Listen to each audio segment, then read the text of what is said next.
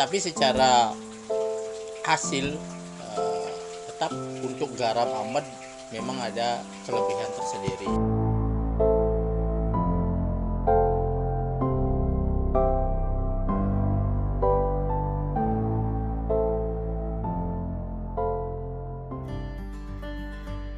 Akhir bulan Juli, mulai bulan Juli kita persiapan lahan dulu. Artinya ada 4 kakak lahan itu dibersihkan dulu, bersihkan dari rumput. Nah kemudian pokoknya sebersih-bersihnya biar hanya tanahnya tok yang tersedia di sana. Nah kemudian setelah jadi peta-petanya kita siram bergantian ya, dengan air laut. Nyiramnya pun dengan air secukupnya. Artinya di peta itu mungkin volumenya berapa itu memang ada khusus. Kemudian baru di hari kedua yang peta ke satunya lagi, terus begitu. Nah begitu ada tanah yang memang sudah kering diolah, baru kita menyiapkan tinjungannya juga terpasang. Nah, menyiapkan tinjungan, kemudian dilengkapi dengan filter di bawahnya. Kemudian isi filternya itu adalah batu, kemudian pasir halus. Ada serabut juga, serabut kelapa untuk memang menyaring agar tanahnya yang di filter nanti tidak bisa turun. Nah, kemudian masang tumpukan palungan yang memang di saat tidak panen kan tertumpuk. Nah kemudian sekarang dipasang lagi di tempat memang khusus penjemurannya yang lahan di luar 4 petak tadi. Ada kisaran 100 meter persegi. Nah baru setelah tanah yang memang sudah kering, yang disiram pertama sudah kering, baru itu dia mendapat giliran pertama untuk naik ke tinjung itu, kemudian dipadatin, kemudian diisi air laut, sehingga air lautnya juga menyerap perlahan-lahan ke penampungan di bawah tinjung. Ini sudah difilter, tengah harinya dikasih air laut, besok pagi sudah kering. Udah kering di tanahnya, kemudian tanahnya dikembalikan lagi ke tempat semula dan disiram lagi, dibasahkan lagi dengan volume air sepenuhnya ini juga seperlunya. Nah kemudian air hasil filter yang tadi itu dipindahkan ke palungan-palungan yang ada, yang memang palungannya mungkin kisarannya sekitar 80 cm dari tanah lah, ada penyangga-penyangganya tapi tidak permanen, biar bisa dibongkar pasang. Kemudian di hari pertama pengkristalannya agak lambat karena memang baru, karena tanahnya masih muda juga, prosesnya belum begitu maksimal. Nah kemudian terus diputar hari kedua peta yang berikutnya, hari ketiga prosesnya sama ya kayak yang tadi. Nah, kemudian setiap paginya itu tetap airnya juga dipindah ke palungan yang, nah kemungkinan di panen pertama itu sekitar 8 hari dari memulai 8 hari mulai panen pertama. Nah, kemudian dengan proses yang sama terus berulang-ulang, naikkan tanah, dipadatin, kasih airnya turun, difilter, kemudian air saringannya tetap walaupun sudah jadi garam di palungan tetap dikasih air tambahan. Nah, sehingga di sana kristal-kristal garamnya semakin menumpuk dan air garamnya juga semakin tua, sehingga proses kedepannya lebih cepat.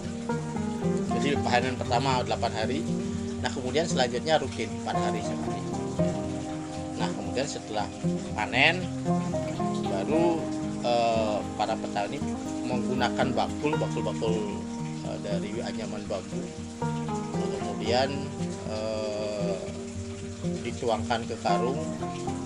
Setelah 2-3 hari airnya telah agak kering, baru dibawa ke gudang. Kemudian lanjut kita proses di gudang. Kita memang tidak langsung proses, begitu di gudang ya kita mungkin diamkan dulu, tergantung situasi di kita pengerjaannya di gudang, tenaga sortirnya. Kadang setahun pun masih belum kita proses. Nah karena memang kalau menurut ahli garamnya ya yang dari Prancis, itu semakin lama garam kita proses ulang itu semakin bagus kualitasnya. Artinya tingkat kekeringannya mungkin yang dimaksud. Nah baru kita yang paling awal, anggap kita memulai proses yang paling awal, kita keringkan ulang di rumah plastik dengan cahaya matahari langsung menembus ke cahaya plastik. Kemudian kita jemur pagi, sore kita anggap sudah kering, karena memang kalau dipegang itu sudah tidak lengket. Baru dipindahkan ke tempat sortir. Kemudian petugas sortir nanti akan memilah, artinya memindahkan benda-benda lain di luar garam, kayak ada serabut palungannya, karena memang terbuat dari kelapa pasti akan terkekes ketika manen. Itu kemudian mungkin karena ada mungkin sedikit pasir, itu dipilah lah. Nah sehingga memang setelah bersih betul-betul garam murni dan bersih, baru dikemas berbagai kemasan. Ya, kita juga tergantung permintaan dari pelanggan, juga ada yang kemasan 3 kg, ada kemasan 40 jadi 1 karung, ada kemasan 500 gram, dan yang kecil-kecil 100 gram juga ada. Kalau kita bandingkan dengan memang yang wilayah terdekat daerah seputaran di sini, cara prosesnya sama. Kalau di zaman tersebut sampai tahun 1990-an pun masih sama prosesnya. Artinya kita menggunakan palungan kelapa, mereka juga menggunakan palungan kelapa untuk penjemuran, memakai tinju untuk filter juga sama, dan prosesnya juga petak-petak menggunakan air laut kemudian disiram, difilter, itu sama persis. Tetapi secara hasil untuk garam amet memang ada kelebihan tersendiri, terutama di tesnya, di rasa. Kalau garam kita, hanya begitu kita mencicipi, rasanya memang asin ya, itu memang kebanyakan semua garam asin. Kita terkesan agak gurih gitu. Nah kemudian asinnya itu memang asin kok, tidak ada rasa pahit kelebihan gitu. Walaupun dicicipi ini sudah begitu meresap dia kayak gini, dia hilang rasanya. Tapi kalau garam lain asinnya kuat memang, tetapi cenderung dia agak keras di lidah, itu ya mesti ini kan baru, atau dikumur baru hilang rasa gininya.